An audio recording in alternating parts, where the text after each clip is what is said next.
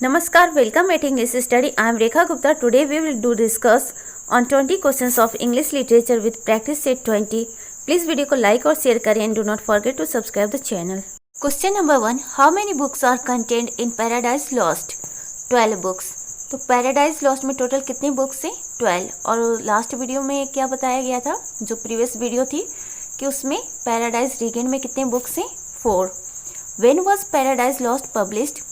Paradise lost कब publish हुआ था? तो 1667 में. याद रखेंगे, ये डेट बहुत ही इंपॉर्टेंट है और अक्सर किसी भी एग्जाम्स में पूछे जा सकते हैं, जहाँ भी इंग्लिश लिटरेचर से रिलेटेड क्वेश्चंस पूछे जाते हैं. तो पैराडाइज लॉस्ट पब्लिश हुआ था 1667 में. In book third of Paradise Lost Saturn comes to the earth, where does he alight first. Book third में पैराडाइज लॉस्ट की जो बुक थर्ड है उसमें सैटर्न क्या करता है? अर्थ पर आता है. तो अर्थ पर सबसे पहले वो कहाँ पे आता है? माउंट निफेट्स पर. तो कहाँ पे आता है? माउंट निफेट्स पर.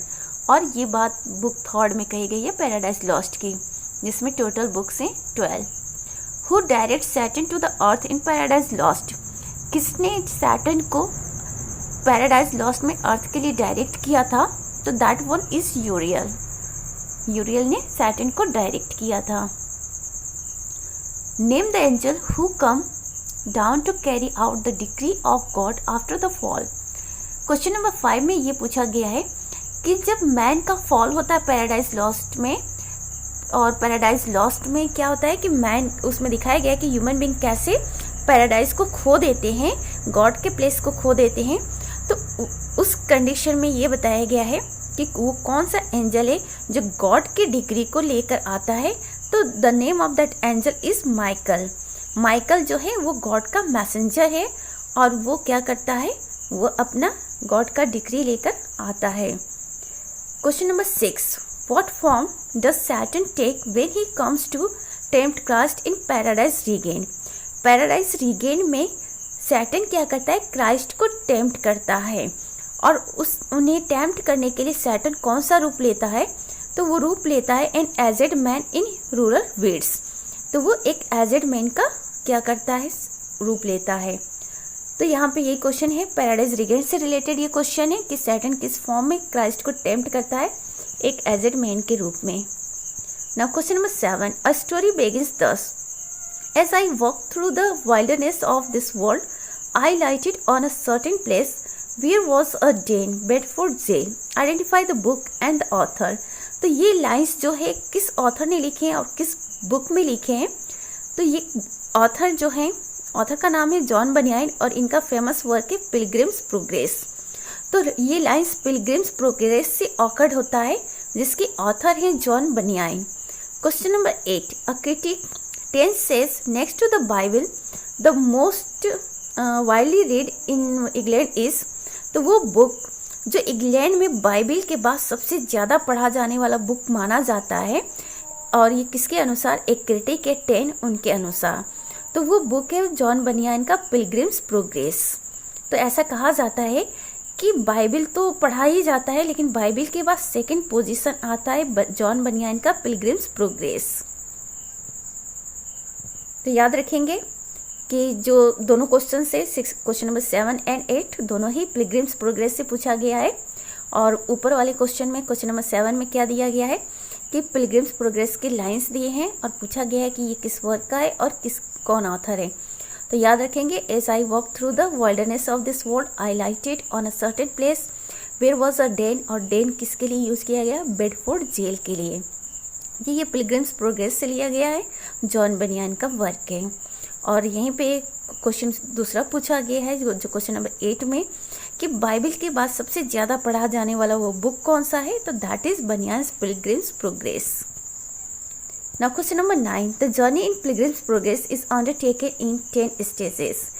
बनियान का जो पिलग्रिम्स प्रोग्रेस है, इसमें जो जर्नी की बात कही गई है, तो वो 10 स्टेज में लिया गया है. 10 स्टेज में वो जर्नी कैरी ऑन होती है. Question number 10. Sir Thomas brown Religio Medici became an immediate success. It was translated into Latin, French, German, Dutch and Italian and was reprinted about 8 times during the author's lifetime. What is the theme of the work? यहाँ पे sir Thomas browns का एक बहुत ही famous work है religio Medici, इसी के बारे में पूछा गया है। और वो जो इनका वर्क रिलीजियो मेडिसी बहुत जल्दी पॉपुलर हो गया था और इसे बहुत सारे लैंग्वेज में ट्रांसलेट किया गया था, लैटिन में, फ्रेंच में, जर्मन में, डच में, इटालियन में। और साथ ही इस बुक को कई बार रिप्रिंट किया गया, 8 बार रिप्रिंट किया गया है ऑथर के लाइफ टाइम में। तो इस वर्क का जो थीम है वो है the religion of a doctor, एक डॉक्टर का रिलीजन, धर्म, यही है इनके रिलीजियो मेडिसी का थीम। तो याद रखेंगे रिलीजियो मेडिसी का थीम क्या है, the religion of a doctor. और किसका वर्क है, सर थॉमस ब्राउन का। किन किन लैंग्वेज में इसको ट्रांसलेट किया गया है, Latin, French, German, Dutch, Italian. Author के लाइफ टाइम में ये कितना बार रिप्रिंट हुआ था, 8 times. Now question number 11. One work of Sir Thomas Browne deals with number 5. Which one is? The Garden of Cyrus. ये क्वेश्चन भी थॉमस ब्राउन से ही related है। इसमें पूछा गया है कि सर थॉमस ब्राउन का एक वर्क है जो कि नंबर 5 के बारे में उस वर्क में बात की गई है, मेंशन किया गया नंबर 5 को। तो कौन सा वर्क है, तो उस वर्क का टाइटल है द गार्डन ऑफ साइरस। क्या है work, the garden of Cyrus. किसका वर्क है, सर थॉमस ब्राउन का। क्या बात कही गई है, नंबर 5 की बात कही गई है। Question number 12. A prose writer of Puritan age is known for his rhetorical and rhythmical style, rich fancy and classical learning. His book Holy Living and Holy Dying is admired for its pictorial quality but criticized for its Latinism. Name the writer. Jeremy Taylor. तो यहाँ पे पूछा गया है Puritan as के एक ऐसे writer के बारे में जो कि अपने रिटोरिकल और रिदमिक स्टाइल के लिए फेमस है और साथ ही अपनी रिच फैंसी और क्लासिकल लर्निंग के लिए भी फेमस है। इनका एक फेमस बुक है Holy Living and Holy Dying. इसमें इनकी पिक्टोरियल क्वालिटी की तारीफ की गई है बट इनका क्रिटिसिज्म भी किया गया है इनके लैटिनिज्म को लेकर। तो इस राइटर का नाम बताना है, जेरेमी टेलर। तो राइटर कौन है, जेरेमी टेलर है और इनका वर्क क्या है, Holy Living and Holy Dying. Question number 13. Who is the Leviathan of Hobbes work Leviathan. यहाँ पे जो हॉब्स हैं उनका एक वर्क है लेवियाथन। इसमें लेवियाथन कौन है, तो इसमें लेवियाथन द स्टेट है। Question number 14. When was Coverdale's Great Bible issued. Coverdale's का जो ग्रेट बाइबल है वो कब पब्लिश्ड हुआ था, 1540 में। तो 1540 में कवरडेल्स का ग्रेट बाइबल इश्यू हुआ था। Question number 15. One of the prose works of Puritan period influenced Doctor Johnson, Sterne, Charles Lamb, name it. Puritan period का एक प्रोज वर्क की बात कही गई है जिससे कौन कौन प्रभावित था, doctor Johnson, stern, Thomas stern I think, और चार्ल्स लेम, इनके बारे में बताना है। तो वो वर्क है प्यूरिटन पीरियड का रॉबर्ट बर्टन का एनाटॉमी ऑफ मेलांकली। तो प्यूरिटन एज का वर्क है रॉबर्ट बर्टन का एनाटॉमी ऑफ मेलांकली जिससे प्रभावित थे doctor Johnson, Sterne, Charles lame. Now question number 16. Some Protestants who had fled from Mary's reign of persecution and had settled in Geneva also translated the Bible. What is this translation known as Geneva Bible? Queen Mary के शासनकाल में कुछ लोग जो थे वो जो Protestant लोग थे वो लोग भाग कर कहाँ पर सेटल्ड हो जाते हैं, जेनेवा में सेटल्ड हो जाते हैं और उन लोगों ने बाइबल को वहाँ पर ट्रांसलेट किया और वो ट्रांसलेशन फेमस है जेनेवा बाइबल के नाम से।